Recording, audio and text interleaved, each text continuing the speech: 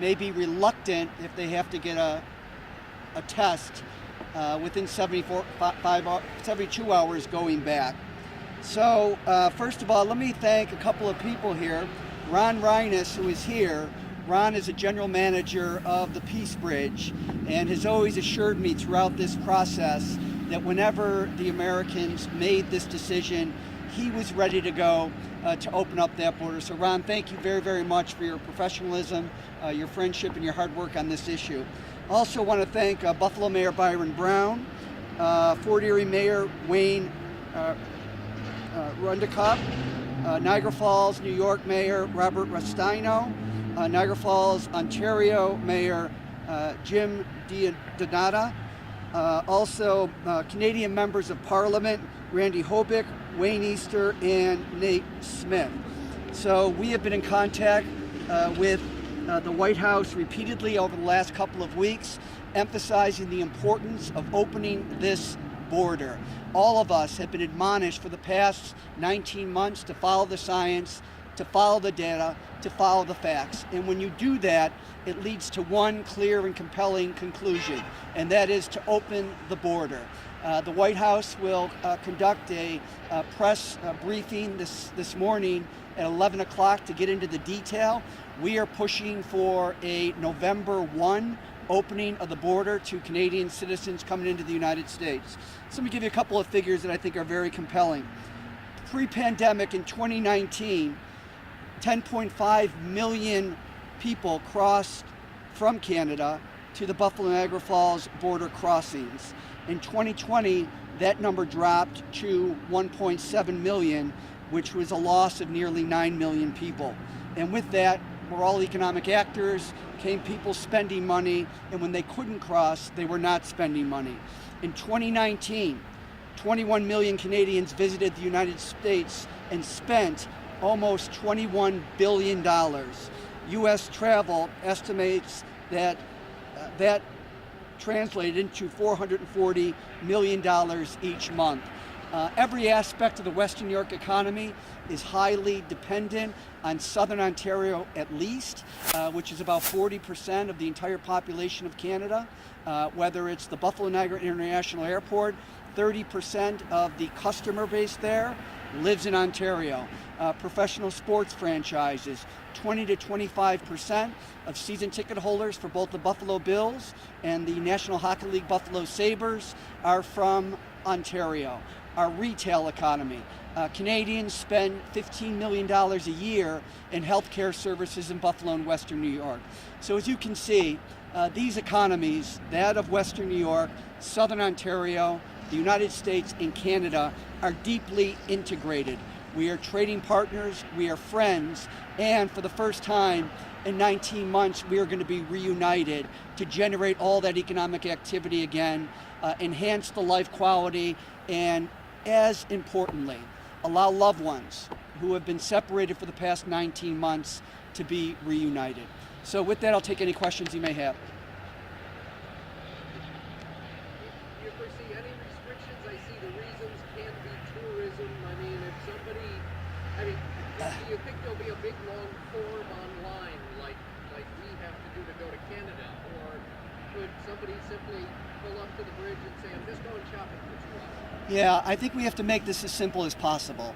This has already been very, very complicated over the past 19 months, the past several months, since the Canadian border has been open to Americans. The testing requirements should be dropped. The fact of the matter is, if you have the vaccine, it is very powerful medicine against getting or giving severe COVID. Additionally, just do the smart thing and wear a mask. Keep in mind the messenger RNA, the technology used in the vaccine, it's the genetic stuff that tells a cell to make a protein, which is the active ingredient in the vaccine. It's probably one of the greatest biomedical advancements in the past 20 years because of its efficacy. The seasonal flu shot is about 40% effective. These vaccines are 90-95% effective, and that's why they're so effective even against the Delta variant and any future variants that may mutate. So I think we're in a very, very good position to simplify this process, and we want to encourage people to make that cross-border trip for whatever reason. You can preach and follow the science for the past 19 months. Is there anything, because this is a very fluid situation, that could possibly derail this target of things keep changing? Yeah, I understand.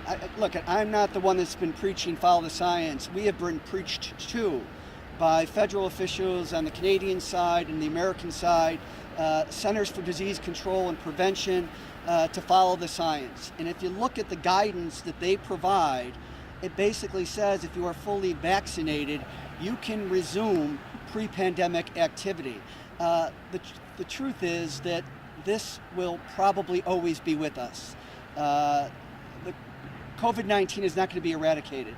So the question is, how can we most effectively manage this as a public health crisis? And the most powerful tool that we have to do that is the vaccine. And public health officials throughout the country, throughout the world, have said this is now a pandemic of the unvaccinated. So, do it for yourself, do it for your family, do it for your immediate neighbors, and do it for your binational neighbors as well. Are you aware of any issues that could deal with the mixing of vaccines in Canada compared to the U.S. and some of the language of people who are allowed in? Yeah, we're trying to figure that out. Like you're probably referring to the AstraZeneca vaccine. Yeah, or if you took Moderna and Pfizer's. Right. Well, our hope is that if it's recognized by the World Health Organization, that will be accepted by the United States as a vaccine that is approved for emergency use. But I'm hoping that the White House will clarify that issue today, because obviously it's very important. Second phase of this in January will require truckers for Yeah. the first time to be vaccinated if they're going to go back and forth. Do you foresee any problems with that, or do you like that? Oh, I like it. I think that it provides additional protection, and it's another incentive for people to get vaccinated. It's that simple. The truth is, for the past 19 months, essential travelers have been able to cross the border without being vaccinated, because during a lot of that time, there were no vaccines. Now there are vaccines, and I said, if you're fully vaccinated, the likelihood of getting very sick, being hospitalized, or having a lethal outcome from the experience of having COVID is very, very small, and that's due to the great success of these vaccines. The impact on the Buffalo Bills, who have such a large percentage of their season ticket holders from Canada, from Southern Ontario. How do you expect that to work when you're coming up every Sunday with these? Get vaccinated, prove that you're vaccinated, and go to the game and enjoy yourself. Again, we're trying, all of us, to get back to a semblance of normalcy. I think that this border should have been opened 5 months ago, because the same criteria applies today as it did then. If you're vaccinated, you have strong immunity from giving or getting COVID. If you want to take additional precautions, wear a mask, just do the right thing. It's not ideological, it's commonsensical. I think political pressure. I think, again, this border should have been opened months ago. There was no reason not to. And, we have the vaccine, and that was an inflection point in this pandemic, and it provides very strong immunity, as I said, from giving or getting COVID. And when the Canadian border opened, the U.S. border should have opened. So I think there was a lot of bureaucracy. I don't know that the White House and the Centers for Disease Control and Prevention were on the same page. I think in communicating aggressively with the White House, at least it forced a reconsideration of the whole issue of opening the border.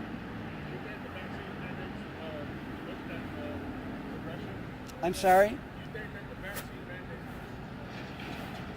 It's the most powerful tool that we have against destroying this economy and losing lives and seeing people who are severely sick, when if they were vaccinated, they likely would have milder symptoms and would not have to be hospitalized, and a very small percentage would actually have a lethal outcome.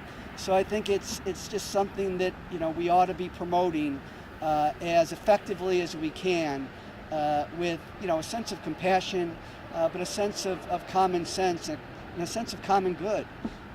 So I think vaccines are very valuable. I understand that there are vaccine skeptics, but we have to try to convince those folks that despite some of the reluctance, that the greater good and the good for themselves and their families should prevail. As far as the infrastructure bill next week, I mean, when Congress resumes next week, what do you hope to accomplish coming out of that vote on the infrastructure bill? It's $1 trillion infrastructure bill, and I would just remind you, all of us, that we just spent $6.5 trillion in 3 wars in the Middle East. Not a road or bridge was replaced in America. Not one kid was pulled out of poverty. Not one kid was educated. So spending $1 trillion in infrastructure is nothing. We should be going in the other direction. The American Society of Civil Engineers says just to bring our infrastructure to a state of good repair, you need to spend about $4 trillion.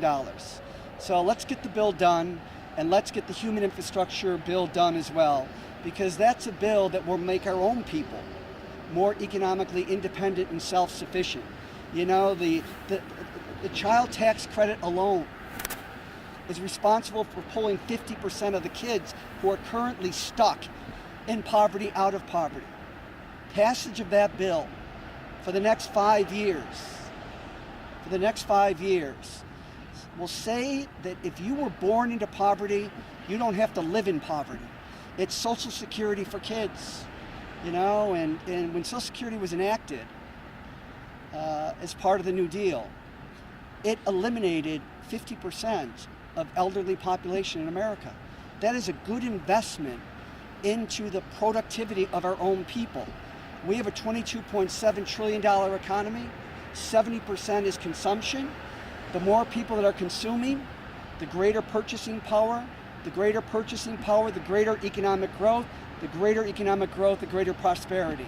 But all of it requires good quality infrastructure that will create jobs. Unlike tax cuts for the very wealthy, infrastructure pays for itself. For every dollar that you spend on infrastructure, you create $3 or $4 in economic activity. Look at Ohio Street. We spent $11 million down there. And guess what followed? For every dollar that we spent, $7 in private sector investment followed. It is not coincidental. There is a cause and effect relationship there. So let's get the infrastructure bill and the other bill done. Any one project that, if it happens, if the money comes, what would be your first priority? Opening up the waterfront, repairing historical mistakes of expressway building, destroying neighborhoods in Buffalo. It not only happened throughout the nation, it happened in Buffalo, right here in our community. So whether it's the 198, the Scajaquada, or the 33, the Kensington, let's get those things right. And let's, do the right thing on behalf of the people who were victimized over many, many decades.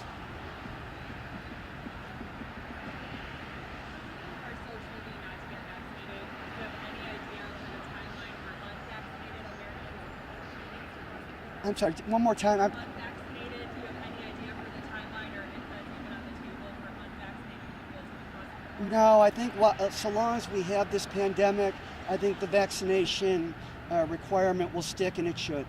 Because really, it's not a political issue, it's a public health issue. And it's the only thing that we have to protect ourselves, to protect our family, and our binational neighbors. So the vaccine mandate, unless, COVID could miraculously, be eradicated, which most public health officials say it won't be. So long as it's still around, and it may be here for 10, 15 years, we have to try to manage it. And right now, the only thing to manage it is the vaccine. Now, Merck is advancing a drug, a therapeutic, which is showing some promise, but think about this for a second. Prior to the availability of a vaccine, the best thing that our healthcare system could do for somebody that was stuck with COVID is to give them Tylenol to reduce their fever and reduce their pain. And that's not a therapeutic. That deals with the symptoms of COVID, but not the underlying disease itself. And the vaccine gives you strong immune protection against getting severe illness from COVID. So vaccines, until somebody comes up with something better, I think are going to be here for a while. How would you expect the economic bounce back to come back? Do you think it'll be gradual? I know right now tourism industry is sort of promoting more to domestic than Canadian. Is that going to change right away? How do you expect Canadians to come back as far as impact? Well, removing the physical obstacle, the physical barrier that's existed for 19 months. I went into the numbers before. I mean, when you think that, $20 billion was spent in 2019 and that number shrunk significantly, we're all economic actors. And when people come into a neighborhood or a region, they're carrying with them money. They're contributing to those economies. So obviously a stronger, sustainable economic recovery is more likely with this open border than it was over the past 19 months. Both economies took a hit. Both economies. Okay? Thanks, everybody.